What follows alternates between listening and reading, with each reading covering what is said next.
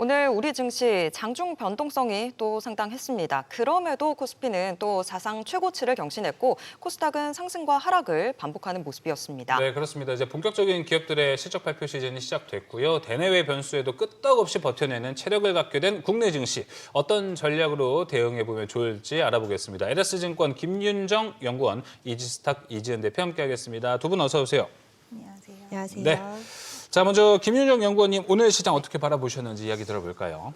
일단은 사실 간밤에 미국 증시에서 말씀해 주셨지만 소프트웨어 중심으로 AI 버블론 우려가 제기되기도 했었고 또 미국 장마감 이후에 AMD가 실적 발표 후 시간외에서 약세를 보인 부분들 때문에 오늘 우리 시장 역시도 좀 장 초반 변동성에 노출이 되지 않을까라고 우려를 했었는데 생각보다 또 출발선부터 견조했었던 것 같고요. 이제 삼성전자나 SK하이닉스가 비교적 약세 출발을 하기는 했지만 장중에 또 삼성전자 같은 경우 플러스 전환하기도 했고 지수는 다시금 사상 최고치 경신하면서 여전히 좀 포모가 강한 시장이다라는 점을 좀 다시금 확인한 장이 있지 않았나 싶습니다. 네. 또 오늘 장 같은 경우 이제 외국인 투자자들은 대형주를 중심으로 해서 코스피, 코스닥 모두 좀 순매도가 이어졌음에도 불구하고 이제 오늘 같은 경우는 기관 매수세가 이제 수급을 받쳐주면서 지수 그쵸. 하방을 좀 방어를 하고 오히려 반등까지 이어지는 모습을 보였는데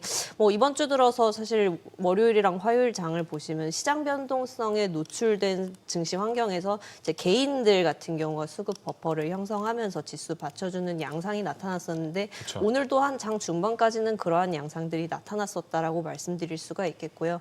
다만 이제 수급상 오늘도 여전히 좀 개인 수급이 대형 반도체 이런 쪽에 좀 집중이 되지 않았나라는 부분에 대해서도 좀 생각을 해봐야 되는 것 같습니다. 다만 이제 오늘 증시를 주도한 부분 같은 경우는 비반도체 쪽에 속했었기 때문에 이제 원전이나 ESS, 그쵸. 전력기기 전선 이런 부분들 금융지주 섹터 상승세가 두드러졌고 공교롭게도 이 섹터들에서 대체로 기관과 외국인 고른 순매수가 나타났다라는 점 특징적이었다 볼 수 있겠습니다. 네, 오늘 기관이 지금 1조 7천억 원 샀는데 금투에서 1조 4,900억, 거의 1조 5천억 원을 매수한 건데요. 요거 창구 좀 들어가 보면은 코스닥 그때 많이 살 때처럼 ETF 동반한 운용사 자금일 수도 있겠네요. 그렇다고도 볼 수 있을 것 같습니다. 개인들의 매수세도 여기 네. 포함돼 있다, 대부분. 네. 이렇게 좀 해석을 해볼 수 있을 것 같습니다. 네. 이재현 대표님은 오늘 시장 좀 어떻게 보셨을까요? 국내 증시에 지금 리스크 요인이 있긴 한가 이런 생각도 들어서요. 네, 결국에는 예탁금이 110조 원을 넘긴 상태이고 유동성의 힘을 제대로 좀 보여주는 증시 상황이 아닐까라는 생각이 듭니다. 월요일에 시장이 큰 폭으로 하락을 했고 화요일 날 단 하루 만에 회복세를 보이는 건 그만큼 전통적인 강세장의 흐름들을 나타내고 있고 오늘 같은 경우에도 미증시가 엔트로픽으로 인해서 소프트웨어 중심으로 하락이 나왔지만 우리나라는 역시 소프트웨어보다는 하드웨어 종목들이 시장을 좀 주도하다 보니까 이에 따라서 생각보다 그 여파는 좀 크지 않았나라고 생각이 들고요. AMD도 실적 자체로 봤을 때 표면상으로는 좀 잘 나왔기 때문에 이 부분도 어느 정도 방어 흐름으로 좀 이어졌고 한미 협상 관련된 이야기 나오면서 원전이라든지 이런 종목들도 시세가 나왔고 또 태양광까지도 오늘은 시세를 이어가면서 에너지 관련된 종목군들이 좀 시장을 이끌어줬습니다. 그래서 지속해서 시장에서는 새로운 이슈와 그리고 새로운 테마들이 또 부각을 받으면서 시장을 순환매 성격으로 끌어가고 있는데 수급도 마찬가지로 돌아가면서 받쳐주고 여기에 이슈나 모멘텀도 돌아가면서 좀 받쳐주면서 대내외적인 불확실성에도 불구하고 견조한 흐름이 이어지고 있다. 그래서 긍정적으로 시장을 아직까지는 바라봐도 무방하지 않을까라는 의견 드려보도록 하겠습니다. 네, 고객 예탁금 오늘 더 늘었네요. 111조입니다. 그러니까요. 계속 늘어나고 있습니다. 네. 자, 긍정적인 이슈들 쌓이고 있는 시장 섹터 조금씩 더 자세하게 알아보겠습니다. 첫 번째 섹터 확인해 보도록 하겠습니다. 오늘 아침부터 계속 강했죠. 원전주들 지금 한미 간 이 동맹 발전 이 소식들 나오면서 아침부터 강했는데 이 모멘텀 어느 정도일지 좀 가늠해 보겠습니다. 자, 일단 연구원님께 먼저 좀 여쭤볼게요. 지금 원전 관련 한미 협력 강화 소식들 나왔는데 어느 정도의 모멘텀이라고 좀 보세요? 일단은 아직까지는 구체화된 프로젝트나 수주로 이어지지는 않았기 때문에 정확하게 어느 정도가 될 것이다라고 판단하기에는 좀 시기상조인 부분이 있습니다만 일단은 오늘 어제자였죠. 어제자 나왔던 이제 미국 국무부 브리핑에서 발표한 바에서는 일단 민간 원자력 그리고 핵 추진 잠수함 한국의 대미 투자 확대 이렇게 협력 키워드 같은 부분들이 다시 한번 좀 명시가 되면서 좀 불확실성이라든지 그동안에 이제 뭐 트럼프 행정부에서 관세 인상이나 이렇게 시사하면서 불확실성이 좀 가미가 됐었던 부분들을 어느 정도는 좀 불식시키고 오히려 시장에 좀 뜨거운 반응을 이끌어냈지 않았나라고 볼 수가 있을 것 같고요. 미국의 뭐 조선이나 에너지 인프라 투자 확대 논의를 다시금 좀 상위의 아젠다로 좀 올렸다라는 점에서 좀 의미가 있다라고 보고 있습니다.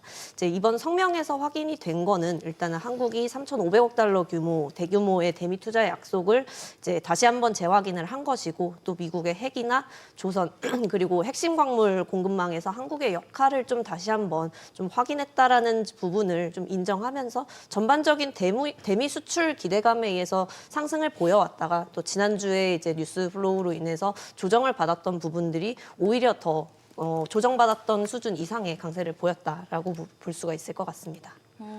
근데 지금 요 이야기들 나오면서 원전, 뭐 조선 여러 가지 이야기들 나왔던 것 같기는 한데 여권에서는 지금 뭐 조선이나 알래스카 LNG 프로젝트보다 원전에 대한 협력을 미국이 더 강조하고 있다 이런 이야기들도 나오고 있어서 그러면 조선보다는 이제 한미 협력의 뭔가 중심축이 원전 쪽으로 더 붙는다 이렇게 볼 수는 없을까요?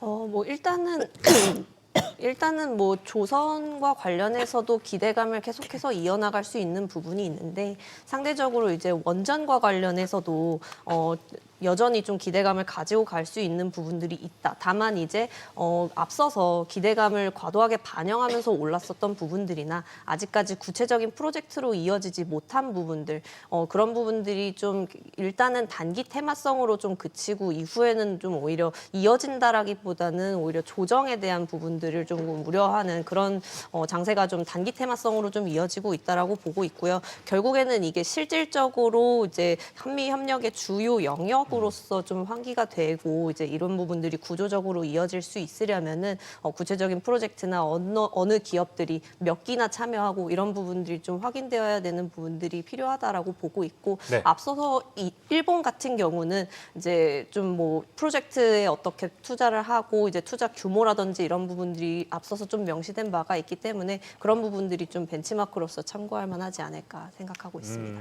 그 일본 얘기해 주셨는데 일본을 통해서 우리나라를 압박한다 이런 얘기를 하잖아요. 근데 기술력으로 따지면 우리나라 경쟁 상대가 안 되지 않나요?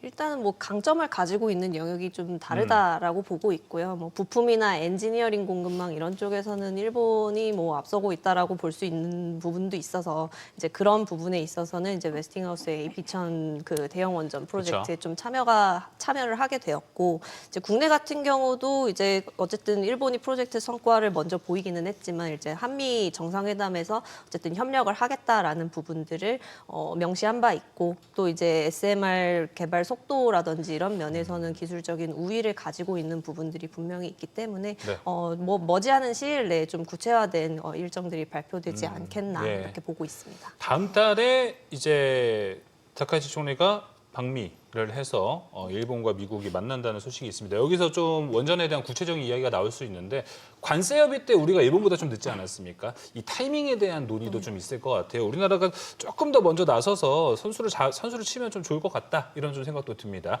그런데 이제 이재현 대표님 오늘 하나오션이 마침 실적 발표를 했어요. 근데 실적이 미스가 났죠. 이게 마스가에 들어가야 되는 비용이 일부 좀 나온 것으로 그래서 영업이익이 많이 줄어들었습니다. 근데 원전도 이거 같은 의미로 따지고 보면은 우리나라 돈으로 직접 투자해서 미국으로 들어가는 거다 보니까 가뜩이나 원전은 지금 실적 안 나오고 있지 않습니까? 리스크 좀 우려되는 포인트도 보이는 것 같아요. 일단 과거의 UAE 쪽으로의 계약을 한번 살펴보면 확정 계약으로 계약을 하는 이런 턴키 방식으로 진행을 했었어서 공기 네. 지연이라든지 원가 상승 시에 시공비가 올라가고 그게 좀 독박을 쓸 수밖에 없는 그런 구조로 진행이 됐다라고 한다면 현재 미국 내에서는 공사비에 일정 이익을 붙여주는 이런 방식, 원가 가산 방식으로 진행이 되고 있는 부분이 있어서 물론 우리나라가 진행하는 상황에 네. 있어서는 어떤 변화가 있을지에 대한 여부는 지켜봐야 봐야 되겠지만 지금 미국의 입장에서도 지금 유틸리티 기업들이 미국의 정책은 이쪽으로 가고 있지만 쉽게 움직이지 않는 모습들을 보여주고 있거든요. 근데 그 이유 같은 경우에 여러 가지 규제 리스크라든지 이런 부분들이 있다 보니까 과거에도 보글 3사기가 좀 실패했던 맞아요. 경험이 있어서 쉽게 유틸리티 기업들이 움직이지 않고 있고 그러면 우리나라 기업의 이런 EPC에 대한 그런 필요도는 더욱더 올라갈 수밖에 없기 때문에 현재 미국 내에서 이뤄지고 있는 이 방식으로 원가 가산에 대한 방식으로 이어질 가능성 좀 있다라고 네. 보고 있어서 지켜는 봐야겠지만 이런 부분들 좀 긍정적으로 볼 필요도 있다라고 생각을 합니다. 알겠습니다. 그러면은 사실 이 마스가도 지금 뭐 이렇게 영업이익이 줄어드는 상태이긴 한데 작년 말 생각하면요. 주가 엄청 좋았잖아요. 마스가 이제 미국에서 한다 해서 조선주도 주가 엄청 올라갔는데 만우가 원전도 좀 그만큼의 주가 상승이 기대해봐도 됩니까, 대표님? 저는 기대를 해봐도 좋지 않을까라고 보고는 있는데요. 물론 약간의 차이점은 존재할 수는 있겠지만 그럼에도 불구하고 긍정적으로 볼 수 있는 건 지금 2025년에 우리가 원전 관련돼서 수주가 기대된다 이야기만 좀 나왔었던 것 같아요. 근데 이제 2026년에는 이 수주가 계약으로 이어질 수 있는 원년의 해로 볼 수가 있기 때문에 지금 만약에 웨스팅하우스와의 이런 분쟁도 해결이 된다라고 했을 때 그렇죠. 시장에서는 지금 유럽 쪽에도 같이 진출을 하면 원전 한 20기 그리고 미국에선 10기 정도를 같이 협력한 프로젝트를 진행할 수 있다라고 보고 있고 물론 2050년까지긴 하지만 이렇게 장기 계약에 대한 모멘텀을 갖게 된다라고 했을 때는 시장에서는 훨씬 더 레벨업된 주가 흐름들을 좀 기대할 수 있을 것이라고 보고 있고요. 그뿐만 아니라 지금 미국 시장, 유럽 시장뿐만 아니라 뭐 베트남이라든지 다른 글로벌 시장에서도 수주 계약이 또 진행될 수 있는 상황들이 많이 있습니다. 그래서 2025년엔 기대감으로 올랐다라고 한다면 6년에는 수주 계약들이 실제로 진행이 되면서 주가는 레벨업될 수 있는 구간으로 진입할 수 있지 않을까라 생각합니다. 맞아요. 어제 이건희 대표 나와서 베트남 쪽 이야기를 원전 했죠. 이야기 강조를 좀 해주고 가셨던 게 또 기억이 나는 것 같은데요. 이거 한 번만 더 여쭤볼게요. 웨스팅하우스 때문에. 웨스팅하우스 지적재산권이랑 지금 한전이랑 한수원이랑 분쟁이 계속되고 있잖아요. 우리나라 딴에서 미국에서 이렇게 우리나라 와서 지어달라고 부탁을 하는 건데 우리나라는 협상의 기술로 이 지적재산권과 관련된 거 좀 해결해줘 이런 식으로 나갈 수 있겠죠? 지금 분위기로 봐서는 네. 우리나라의 기술력이 절실히 좀 필요한 그쵸. 상황입니다. 웨스팅하우스가 단독으로는 원전을 건설할 수가 없기 때문에 관련돼서는 당연히 손을 좀 뻗을 수 있고 만약에 미국 정부에서 또 나서서 진행을 한다라고 했을 때는 충분히 긍정적인 쪽으로 갈 수 있는 가능성이 있다라는 생각이 들어서 이와 관련돼서도 지켜는 봐야겠지만 지금 좀 실마리는 풀리지 않을까. 또 우리나라 정부 기조 자체가 바뀌었잖아요. 네. 그래서 적극적으로 좀 융화된 분위기는 나올 수 있지 않을까라고 생각을 합니다. 일단은 그러면 원전주들 올해 기대된다고 하면 지금부터 저희가 좀 주목을 해볼 만한 종목들 어디에 있을까요? 오늘은 사실 중소형주들이 좀 더 강했던 것 같긴 한데 중소형 쪽을 보는 게 맞는 걸까요? 한전 기술 그리고 한전 산업 거기다 두산 에너빌리티 그리고 건설 쪽에선 오늘 대우건설이 좀 강했어요. 맞아요. 이제 체코 원전 관련돼서 팀코리아 안에 대우건설이 아무래도 들어가 있는 부분들이 있다 보니까 미국에 또 팀코리아 이야기가 나오니 대우건설과 같이 가는 게 아닌가라는 좀 시장의 분위기가 형성이 되었는데 방금 언급드린 종목들 위주로 보시면 좋을 것 같습니다. 한전 산업 같은 경우에는 이제 앞으로 유지 보수 관련돼서 그렇죠. 또 수익성이라든지 이런 부분들을 바로 반영될 수 있다라고도 볼 수 있기 때문에 관련돼서 한전산업도 오늘 대장주에 좀 역할을 했는데 여전히 유효하지 않을까라고 보고 있고요. 설계 관련돼서도 한전기술 같은 경우에는 지금 웨스팅하우스의 종합설계, 그러니까 AP1000에서 종합설계 부분 중에서 일부분은 좀 수주할 수 있는 가능성, 같이 유럽과 미국 진출하는 데 있어서 일부는 가져올 수 있는 가능성 시장에서는 좀 보고 있더라고요. 그 이유 같은 경우에는 웨스팅하우스의 설계 능력, 인력 자체가 부족하다 보니까 이게 나눠질 수밖에 없는 상황이라서 한전기술이 이런 수혜적인 부분들을 볼 수 있는 것들도 상당히 좀 모멘텀 강하다라고 보고 있고요. 두산 에너빌리티는 뭐 가스터빈, SMR, 그쵸. 대형 원전까지 다 가지고 있기 때문에 오늘 장 후반부에 에너지를 좀 모아가는 모습들이 보여지고 있는데 조만간 이제 전 고점도 돌파할 수 있을 거라고 보여지고요. 충분히 저는 긍정적으로 보셔도 네. 좋을 것 같습니다. 알겠습니다. 김윤정 연구원님, LS에서는 원전에 대한 하우스 뷰가 좀 어때요? 저희도 뭐 비슷하게 보고 있는 것 같습니다. 한전 기술과 관련해서도 여전히 긍정적인 뷰 유지하고 있고, 뭐 두산 에너빌리티의 어떤 기기적인 측면이나 뭐 어쨌든 턴키 이렇게 그 합산해가지고 들어가는 측면에서 이제 EPC 시공을 담당하고 있는 뭐 이제 이거는 건설 담당 연구원 쪽의 의견이긴 하지만 네. 이제 뭐 현대건설이라든지 말씀 주신 대우건설이라든지 이렇게 기대감을 가지고 갈 수 있는 영역들이 계속해서 같은 테마에 묶여가면서 이렇게 수주라든지 이렇게 긍정적인 소식이 있을 때마다 이제 튀어 올라가는 그런 흐름들이 이어지지 않겠는가라고 기대하고 있는 상황입니다. 네, 알겠습니다. 자, 그 원전 일단 협력을 통해서 우리나라 만우가 프로젝트도 얼마나 올라갈 수 있을지 상당히 좀 기대가 되는 것 같습니다. 자, 그럼 계속해서 두 번째 주제로 넘어가 보겠습니다. 두 번째 주제입니다. APR이 오늘 실적 좋았거든요. 매출액도 5,400억 넘었고요. 영업이익도 컨센서스 예상치가 1,130억이었는데 1,300억이나 우리 항상 화장품 눈이 너무 높아졌는데 더 높여야 된다라는 이야기가 있었는데요. 이 정도면 어닝 서프라이즈입니다. 근데 주가는 빠졌습니다.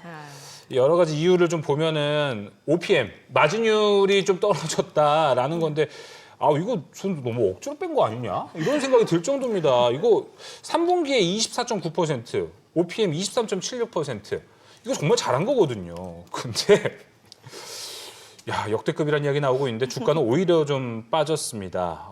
이재현 대표님, 이거 사실 우리가 4분기에 통상 일회성 비용 생각하면은 이거 OPM 따져도 잘한 거 아닌가? 이런 생각 들거든요.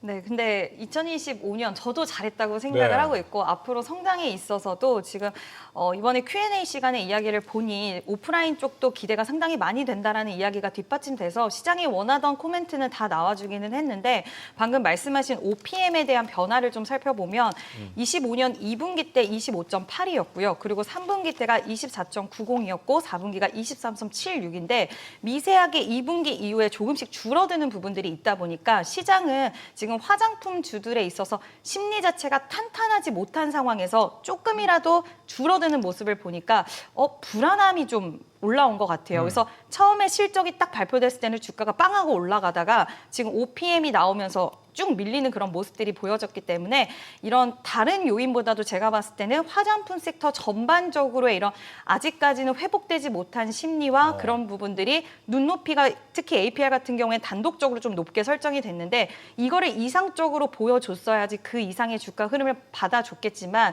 여기서 살짝 좀 아쉬운 부분이 나오다 보니까 섹터 전반적으로 투심이 좀 위축되어 있던 부분들이 결국 주가에는 이렇게 반영이 되지 않았나라는 생각이 들고요. 기업 자체로 봤을 때 이번에 또 주주환원 관련돼서도 배당을 2번이나 실시한다라고 이야기를 했더라고요. 그래서 저는 오늘 APR 주가 흐름을 보면서 좀 아쉽기는 했지만 여전히 추세 자체로는 지금은 지지는 좀 유효한 상황이라서 한번 주가를 지켜볼 필요는 있지 않나라고 좀 손바뀜 나올 수도 있지 그렇죠. 않을까라고 생각을 합니다. 네, APR도 그런데 사실 화장품 전체로 넓혀봐도 지금 뭔가 업황과 주가는 괴리되고 있는 듯한 분위기인 것 같은데 연구원님은 좀 어떻게 보고 계세요? 일단은 화장품이나 뭐 미용 의료기기까지 좀 확장해서 봤을 때 이제 업종 내에서도 양극화가 나타나고 있기도 하고 브랜드 간의 이제 시장 경쟁이 심화되고 있다라는 우려 이런 부분들이 좀 영향을 미치지 않을까라고 생각을 하고 있습니다. 일단 지난주 보도가 나왔던 바에 의하면은 이제 올리브영이 세포라와 파트너십 체결 소식으로 인해서 올해 하반기 중에 세포라 온라인 온오프라인 채널 내에 이제 K-뷰티 존을 조성을 한다라는 소식이 있었습니다. 이게 뭐 신규 인디 브랜드들한테는 상당히 좋은 소식이기는 하지만 한편으로 보면은 또 올리브영의 어떤 플랫폼 파워 그리고 이제 그 브랜드 큐레이션 파워가 이제 또 강해지는 거기 때문에 그 인디 브랜드 간의 좀 경쟁이 심화될 수 있다라는 부분들을 지목을 해볼 수가 있을 것 같고요.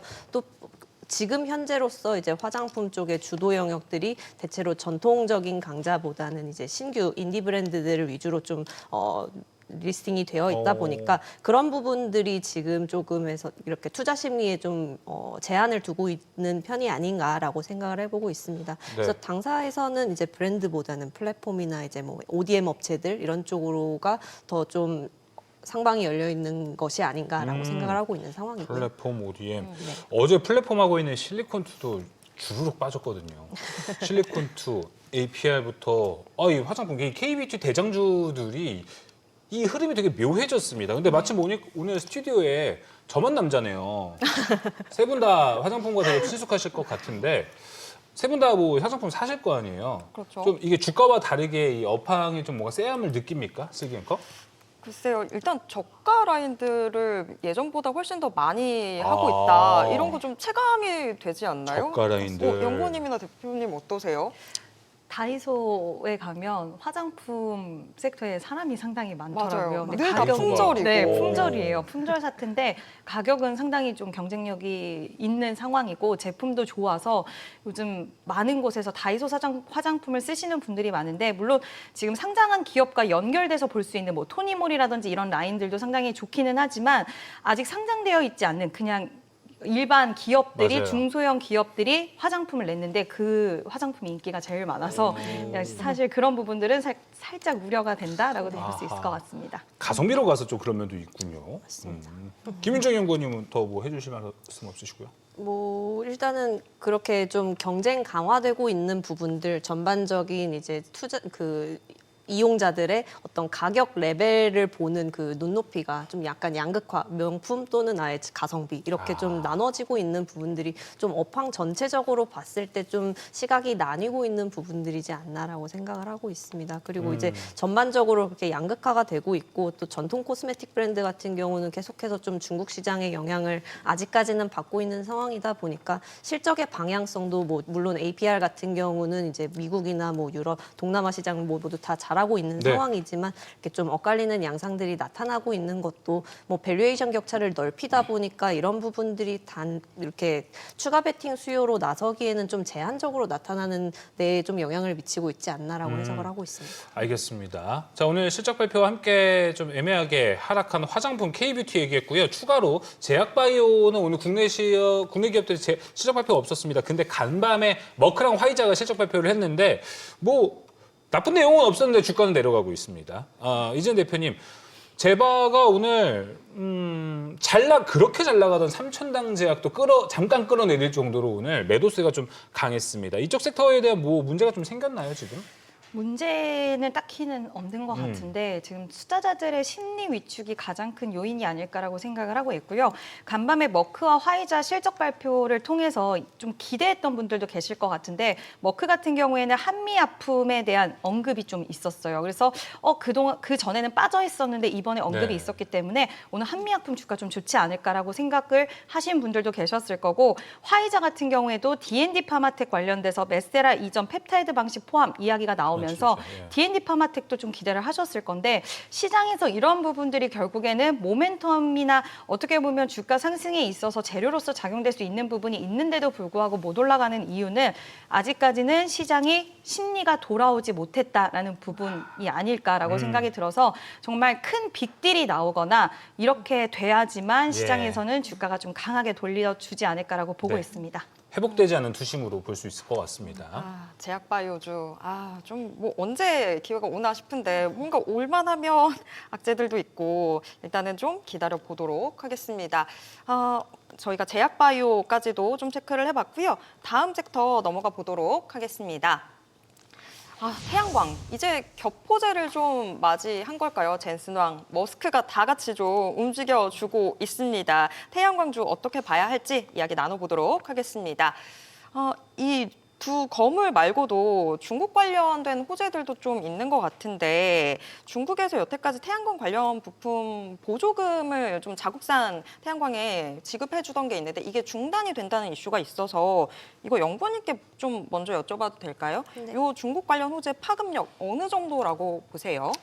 일단은 기존의 중국산 제품들이 이제 4월 기존에 보조금 받아오고 있던 것들이 4월부터 좀 중단이 되게 된다라는 것이고요. 이제 저가 덤핑 공세를 해오던 거를 중단하게 되면은 아무래도 글로벌 가격이 안정화되고 이제 시장 경쟁 체제 정상화 이런 부분들을 일단은 기꾀할 수 있다라는 점에서 이제 선도 기업들을 중심으로 해서 섹터 재평가의 기회로서 좀 작용할 수 있지 않나라는 긍정적인 해석이 가능하고요.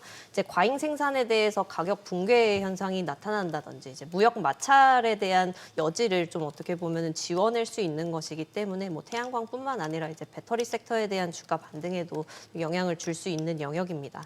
다만 이 소식이 중국 기업들한테는 무조건 불리하고 이제 우리나라 기업들의 무조건 유리하다라고 보는 게 맞냐라고 봤을 때는 네. 좀 그렇게 판단하기는 어렵다라고 보고 있고요. 실제로 이제 중국 정부가 보조금 중단하겠다라는 소식을 최초로 이제 밝힌 이후에 우리나라 기업도 반등을 했지만 중국 기업들도 이제 주가 상승이 나타났기 때문입니다. 이와 관련해서는 이제 중국 정부가 보조금을 중단한 이유가 뭔지를 좀 추정해 볼 필요가 있는데 글로벌 시장 경쟁력 확보를 위해서 아무래도 국가적인 차원의 지원을 좀 아끼지 않았던 정부가 이제 단순히 뭐 미국이나 유럽 눈치를 보고서 이제 와서 산업 경쟁력을 포기하지는 않았을 거라고 판단을 하고요. 네. 이제 어떤 면에서는 이제 진코나 그런 선도 기업들이 보조금 없이도 이제 시장에서 자립할 수 있는 경쟁력을 갖추었기 때문이다라고도 볼 수가 있을 것 같습니다. 그래서 뭐 저마진 후발 업체들이 이제 시장에 과도하게 끼어들면서 공급 과잉이 되고 이런 부분들을 막을 수 있다라는 점에서는 이제 국내 업체들에도 기회가 주어지고 시장 정상화로 돌아간다라는 점에서는 긍정적이지만 중국 선도 업체 대비했을 때 우리가 뭐 압도적인 경쟁력을 갖게 그렇죠. 될 것이다 이렇게 좀 앞서서 기대를 하는 것에 네. 대해서는 조금 경계를 하고 있고요. 일단 태양광 산업에서는 당장 4월부터 이제 세금 환급이 중단이 되고 있다 보니까 1분기에는 좀 물량 밀어내기가 좀 있을 수 있을 것 같습니다. 그래서 국내 태양광 업체들이 1분기 실적 시즌에서는 조금 실망 매물이 나올 수가 있고 다만 이제 이런 부분들이 조정을 보인다면 매수의 기회로서 좀 활용할 여지는 있지 않을까라고 보고 있어요. 알겠습니다. 뭐 이제 중국 자국내 태양광 업체들의 세제 혜택을 중단했는데 이게 뭐 우리가 소위 말하는 이 치킨 게임에 들어가게 했지만 중국이 쓱 이제 못 버티고 빠지는 게 아니고 그만큼 기술력이 좀 있다라는 것도 방증이 됐다라고 해석을 좀 해볼 수 있을 것 같습니다. 자, 앞서 제가 오늘 브리핑을 할 때도 이쪽 섹터 이야기를 했었거든요. 그래서 제가 이 자료를 아까 만들 때 혹시 뭐 제작진에서 지금 틀어줄 수 있으면 틀어주시면 좋을 것 같습니다. 아까 CG로 사용했었는데 제가 오늘 만든 게 우주 데이터 센터에 태양광을 어떻게 설치할까 상상해서 제가 챗GPT에 물어봐서 이미지를 따온 거 제가 아까 쓴 거거든요. 보면 웅장합니다. 근데 야 오히려 그런 그림을 좀 그려보니까 우주항공 섹터 엄청 좋잖아요, 이지은 대표님. 그러다 보니까 이것도 우주항공만큼 달려갈 내러티브가 장착되지 않았나 생각이 좀 들더라고요. 어떻게 보십니까?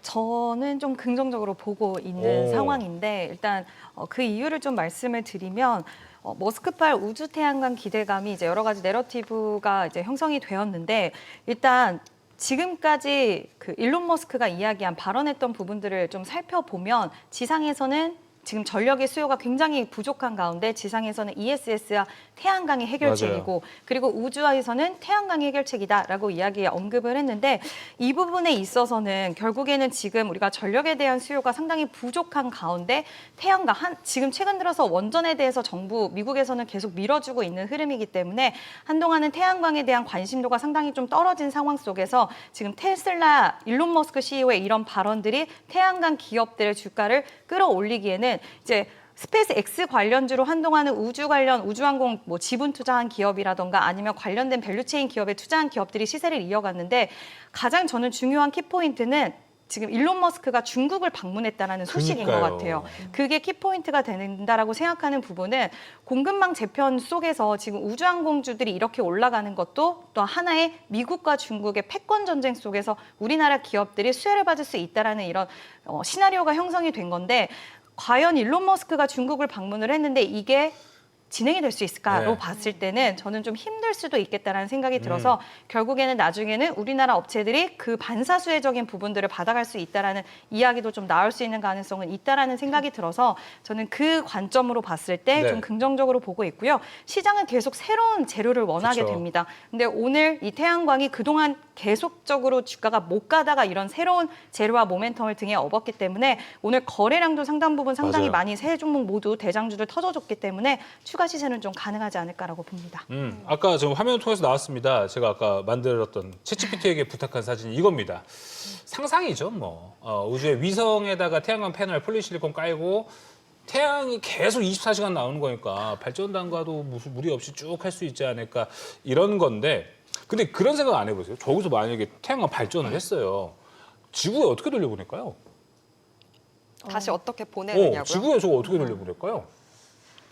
문과라서 지금 쉽게 생각이 안 가는데요. 저게 더 중요한 것 같은데. 그래서 저는 생각도 했던 게 저게 만약에 ESS를 졌다 설치해 놔서 지구에 보내면 될까? 라는 생각도 좀 하게 되고, 요거는 마냥 저도 문과이기 때문에 예, 그래서 과학적으로는 좀 여러 가지 안 되는 것 같습니다. 일단 상상력을 한번 돌려보고 네. 종목들도 좀 얘기를 해보면 뭐 태양광주들 다 같이 강하긴 했지만 아침부터 딱 눈에 띄었던 건 대표님 HD 현대에너지솔루션이 굉장히 빠르게 치고 나가더라고요.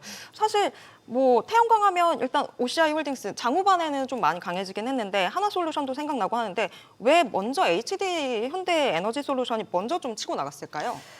일단 좀 가벼워서 그런 것도 없지 않아 있는 것 같아요. 시가총액 차이도 좀 한몫을 하지 않았나라고 생각이 들고요. 일단 HD현대 에너지솔루션은 이제 정부 정책이 있어서도 태양광 관련돼서 이제 앞으로 이야기가 나왔을 때 정책 모멘텀, 국내의 모멘텀을 가장 많이 받아갈 수 있는 쪽이기도 하기 때문에 좀 상승세가 나왔나. 그리고 시가총액이 상대적으로 몸집이 작아서 좀 상한가에 빠르게 안착하지 그렇죠. 않았나라고 생각을 했고요. 오히려 지금 미국에서도 지금 엠페이지라는 회사가 실적 주가 서프라이즈가 나왔는데 이 회사가 실적과 가이던스가 시장의 기대치를 상회를 했는데 미국 가정용 시장 내 설치 수요가 상당히 늘었다라는 이야기가 또 나왔습니다. 그리고 재고도 건강한 수준까지 낮아졌다라는 언급이 나왔는데 이런 부분들로 미뤄봤을 때는 오히려 하나솔루션이라든지 이런 종목들의 주가도 앞으로 같이 연동돼서 볼 수 있지 않을까. 그래서 오늘은 누가 더 수혜적인 측면이라고 보기보다는 같이 28%까지 급등이 나왔기 때문에 한번 이 앞에서 엎치락뒤치락 당분간은 좀 하지 않을까라고 생각이 듭니다. 오늘 현대에너지솔루션에서 상한가는 찐 상한가, 가짜 상한가라기보다는 진짜로 상한가로 간 걸로 저희가 좀 해석을 해볼 수 있을 것 같습니다. 연구님, 그리고 이거는 이럴 때 한번 해보는 거죠. 원전 이야기도 하고 태양광 이야기도 하면 하나 빠져 있잖아요, 항상 풍력. 네. 풍력을 이럴 때 한번 껴주는 건 네. 될까? 소외된 거 여기 알차게 여전히 지금 좀 챙겨주시네. 답이 없나요? 일단은 유럽 시장을 가장 좀 기대를 해보아야 되는 부분인데 일단은 아직까지는 가격 경쟁력 측면에서 중국을 이길 수 있느냐 이게 여전히. 가장 좀 과제 영역이다라고 보고 있습니다. 물론 이제 프로젝트들 진행 여전히 되고 있을 것이고 이제 유럽 쪽에서도 투자 계속할 것이기는 하지만 이제 워낙에 중국이 지금 좀 비용적으로나 이렇게 감축해 놓은 부분들이 있기 때문에 국내 업체들이 이제 참여를 하고 거기서 이제 경쟁력을 가지고 가는 것에 대해서는 일단 아직까지는 좀 보수적으로 보고 있는 상황입니다. 네, 알겠습니다.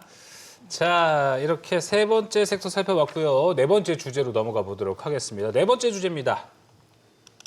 저는 엔트로픽에 영향이 좀 있을 줄 알았는데 그래도 나름 잘 버틴 것 같습니다. 그리고 삼성전자가 오늘 장중에는요. 시총 1,000조를 넘어서기도 했습니다. 텐센트와 알리바바를 이제 제쳤습니다. 반도체 투톱에 대한 전략부터 이야기 한번 나눠보면 좋을 것 같습니다. 이재현 대표님, 엔트로픽 영향 반도체에 있을 수도 있다. 뭐냐면은 반도체에 이 디램 투자가 없어지는 거 아니야? 라는 이 예측 때문에 영향을 좀 받은 것 같긴 한데 전 사실 그거보다 되게 좀 과한 해석 아니야? 라고 좀 생각을 했었거든요. 어떻게 좀 보셨습니까? 저도 과한 해석이라고 봤고요. 일단 그런 영향들이 있기는 할 수는 있겠지만 지금은 빅테크 기업들이 앞다퉈서 선두주자를 차지하기 위해서 돈을 더 쏟아붓는 기간이라고 볼 수가 있기 때문에 우리나라 메모리 기업만 두고 본다 했을 때는 이런 소프트웨어들의 수익성에 대한 우려 논란보다는 오히려 이런 투자들이 위축되는 그 구간이 더 우려가 되는 부분인데 아직까지는 투자를 늘리는 구간이기 때문에 이 부분에 있어서는 우리나라 하드웨어 업체들은 걱정할 필요는 좀 없지 않을까라고 생각이 들고요. 물론 이 소프트웨어빨로 일어난 흐름들이 기술주들을 다 끌어내렸기 때문에 오늘 우리나라도 좀 영향력이 같이 있는 거 아닐까라고 생각하셨겠지만 지금 우리 증시는 유동성이 굉장히 강하고 그러다 보니 이 부분에 있어서 재료를 악재로 해석하기보다는 정말 가려서 생각해보면 우리나라 메모리 기업에는 악재가 아닌 부분이다라는 걸 명확하게 볼 수 있는 체력 자체가 생겨났기 때문에 그 부분에 있어서 오히려 삼성전자는 상승으로 마감된 흐름들을 보여줬다라고 생각하시면 좋을 것 같습니다. 계속해서 유동성이 그러면 대표님 뒷받침되고 있다라고 하면 삼성전자나 SK하이닉스는 지금 뭔가 뭐라고 해야 될까요? 악재도 악재로 받아들이지 않고 뭔가 다 긍정적으로만 받아들인다고 하면 이런 흐름들이 어디까지 좀 이어진다고 봐야 될지 저희가 좀 어떤 식으로 예상을 해볼 수 있을까요? 우리가 이제 지금은 사실 어디가 마지막이다라고 보기는 좀 어렵기 때문에 이제 우리가 주의해야 될 부분들, 체크해야 될 부분들을 지켜보는 게 더 좋지 않을까라고 생각을 합니다. 가장 위협적인 부분은 지금 중국 쪽에서도 기회를 놓칠 리가 없죠. 그래서 지금 메모리 시장에 대한 이 쇼티지 현상에 있어서 침투하려는 부분들이 상당히 공격적으로 나타나고 있는데 그들은 막대한 자금과 인력과 그런 부분들이 있다 보니까 지금 이번에 시장 점유율 자체를 디램과 낸드 쪽에서 2026년과 8년 기준으로 빠르게 좀 올라올 것 같아요. 시장 점유율. 그래서 이런 부분들을 좀 유의를 하셔야 될 것 같고 지금 중국 기업들도 IPO를 통해서 자금 조달을 계속해서 흡수하려는 모습들이 나타나고 있기 때문에 중국 시장에서 얼마나 빠른 속도로 이런 부분들을 치고 올라오는가에 대한 부분들을 체크 하나 하셔야 될 것 같고 또 마이크론과의 그런 구도 속에서 지금 증설에 대한 모멘텀을 이제 갖고 가기 시작을 하는데 지금 시장은 증설을 굉장히 긍정적으로 해석을 하고 있지만 마이크론이 이런 부분들 지금 아무래도 캐파가 가장 작은 마이크론이 이미 있는 공장을 인수해서 진행을 하고 있기 때문에 시간적으로 상당히 좀 이렇게 줄인 상황이라서 이 마이크론에 대한 치고 올라오는 부분들 이런 것들이 추후에는 위협적으로 될 수 있을 수 있기 때문에 이런 부분들 한번 체크해 보셔야 네. 될 것 같고요. 그리고 실적 발표 시즌입니다. 실적 발표에서 혹시라도 투자에 대한 부분들이 좀 이렇게 줄어드는 양상들이 나오는지 이것도 한번 체크해 보실 필요는 있다. 근데 아직까지는 걱정을 크게 하시지는 않아도 되는 구간인 것 같습니다. 혹시 대표님 지금 중국 말씀하시면서 염두에 두셨던 게 창신 메모리인 네. 걸까요? 그럼 네, 맞아요. 1분기에 창신 메모리 상장 이슈 있으면 그거 관련돼서 그 부분만 좀 주의를 잡으면 되는 걸까요? 네, 창신 메모리 이제 IPO를 통해서 자금 조달을 하면 아마 이제 설비라든지 이런 쪽으로 막대하게 좀 투자가 들어가는 부분들로 봤을 때는 시장에서는 지금 디램 같은 경우에도 중국은 돈이 많다 보니까 네. 이제 증설하는데 시간이 걸리는 부분들을 우회적으로 뭐 인수하는 부분이나 이런 것들을 통해서 디램 점유율도 또 높여갈 수 있다라고 하더라고요. 그래서 이런 점유율에 따른 뭐 아직까지는 예상치이기 때문에 정말 진짜로 이런 부분들이 진행이 돼서 위협적인 존재로 나오는가라는 부분들은 네. 체크는 계속적으로 좀 필요해 보입니다. 중국? 근데 저도 오늘 어제 연구원이 텔레그램을 통해서 한 걸 봤는데 중국 메모리는 우리나라 따라오려면 5년, 3년 훨씬 격차가 벌어져 있기 때문에 걱정하지 않아도 된다. 이런 내용도 좀 있었습니다. 자, 그러면 김윤정 연구원님, 이런 걸로 미루어 봤을 때 반도체가 하락을 할 때가 가끔 있잖아요. 여전히 담는 게 기회의 장이라고 보시나요?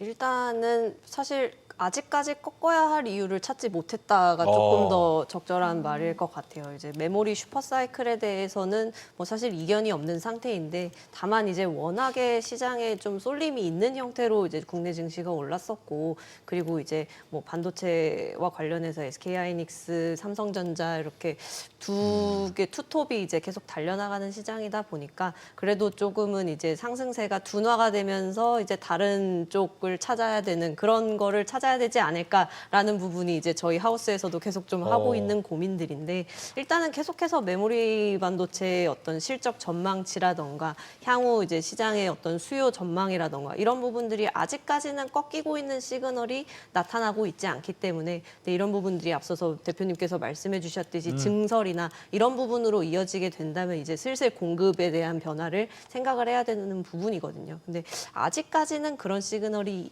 없는 상황이고 계속해서 좀 HBM에 대한 기대감 이런 부분들을 가지고 가볼 수 있는 부분이기 때문에 아직까지는 뷰를 꺾고 있지는 않는 상황입니다. 네, 알겠습니다. 지금 또 재밌는 공시가 하나 올라와가지고 요거 한번 살펴보겠습니다. 두산테스나의 공시가 올라왔어요. 요새 삼성자산운용이 지분을 많이 사고 있어요. 각 기업들마다. 두산테스나의 지분 샀고요. HPSP 그리고 제주반도체 이 세 종목 정도를 지분을 산 것 같습니다. 얼마 전에 이제 뉴로메카, 뉴로픽 같은 종목들도 삼성자산운용과 함께 이제 5%가량 넣으면서 지분 한 10%를 같이 넣으면서 주가를 엄청나게 띄운 바가 있었는데요. 두산테스나가 넥스트레이드에서 꽤 많이 올라갔습니다. 장중에는 69,500원까지 4시 10분에 올라간 바 있었고요. 똑같이 HPSP도 지금도 쭉쭉 올라가고 있네요. 이제 56,600원까지 올라가고 있었습니다. 지금 다시 좀 상승의 흐름을 좀 잡아가고 있습니다. 근데 최근에 이진 대표님 이게 삼성자산운용이 물론 뭐 지분 좋은 기업에서 지분을 가져가는 건 있을 수 있어요. 근데 국민연금도 지금 국민 투자를 늘린 상황이잖아요. 이게 일각에서 국민연금이 아웃소싱으로 자산운용사에 맡기는 경우도 좀 있다라고 하거든요. 여기에 대해서는 어떻게 좀 생각을 하시나요? 저도 그 글을 봤는데 그 부분에 있어서 그러니까 약간은 테마성으로 좀 가는 것도 없지 않아 있는 것 그렇군요. 같아요. 그 전에 뉴로메카가 워낙 시세가 좀 강했기 때문에 그 이후로 뉴로핏도 비슷한 양상이 좀 나왔던 것 같고 오늘도 이 반도체 기업들의 흐름을 보니 이 이슈만 나오면 일단은 사고 본다라는 그런 좀 심리들이 발동이 되지 않았나라는 네. 생각이 듭니다. 실제로 진짜 국민연금이 사는 거라면은 이건 진짜 좋은 호재성이 될 수 있는 거기 때문에 계속 트래킹해서 저희가 이슈 나오는 대로 바로 또 전달해 드리도록 하겠습니다. 네, 오늘 증시 인사이트는 여기서 마무리하도록 하겠습니다. 김윤정 연구원, 이지은 대표 함께했습니다. 오늘 말씀 고맙습니다.